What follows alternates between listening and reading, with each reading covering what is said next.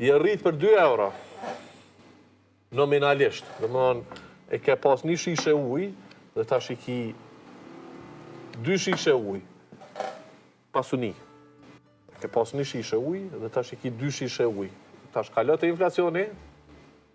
Kalem të inflacioni, okej. Kalot të inflacioni. Kalkulane del aty 22-23% sa thashon, s'pe përfshi vitin 2025, po përfshi den vitin 2024. Që kjo shishe e fundit, ka 23% ujë ma pak. Dhe më thonë, ti nuk i ke kriju 1 litër ujë në këtë rast, gjust litër i ka kjo. Ke kriju 1 litër e 75 pas ki pasuni, po thamë kushtimisht. Unë pe banalizoj... E kemi një grafik interesante për devalvimin e euros. Jo, se tani kur po këcejmë pe i temës në temë. Pra, 2, ke supozu që i ke fitu 2 euro nga jo rritje ekonomike, ose tu ka shtu pasunia për 2 euro, ose për 2 shishe ujë.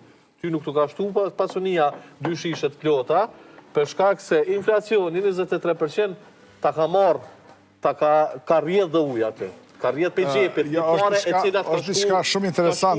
Ka shku si pasojë rritjes së çmimeve. Këto duhet me kuptu. Pra, pavarësisht rritjes ekonomike, pavarësisht që të shtohen të ardhën aty, në numër, vlera nuk është e njëjtë. Dhe që edhe një shembull, a kem veç mbasi po flasim për qytetarë se kështu vetes edhe njëri tjetrit i kemi folë shumë a shumë gjithë, edhe shpeshherë kemi dalë të paqartë. Kur je shku e ke marrë pagën, po thamë për supozimi një pagë mesatare 450 euro. Ti ke mendu që me 450, edhe mas 4 vjetë kemi blet gjanat e njëjta.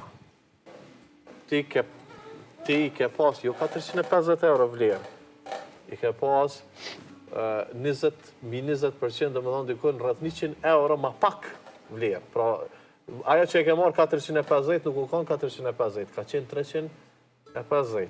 Kjo është pasojë e inflacionit. Pra ta gryn edhe atë pagën mujore që e merë, edhe çdo të ardhën që e merë. Pra kjo duhet më kuptu.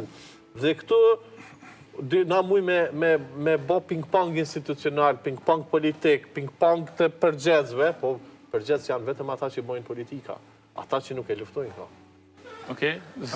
Po, kur flasën për rritje ekonomike, që thojna që i kena më të madhe në rajon dhe në Evropë, kjo është tani kundërshtim me raportet e ndryshme ndërkombëtare që Kosova është një nga vend më të varfura në Evropë. Si kemë rritje më të madhe, jena më të varfur. Ta marrëm shembull, kolegu e morë shembull ujit, por unë përma një shembull tjetër.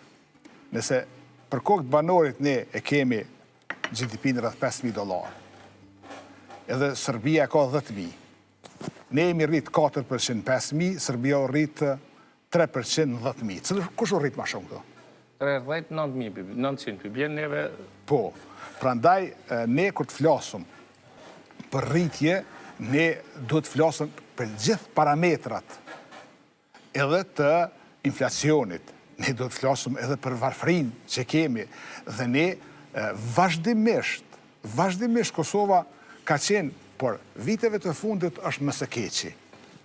Dhe ne nuk mund të mburremi me asgjë që Kosova është mirë. Nuk mund të mburremi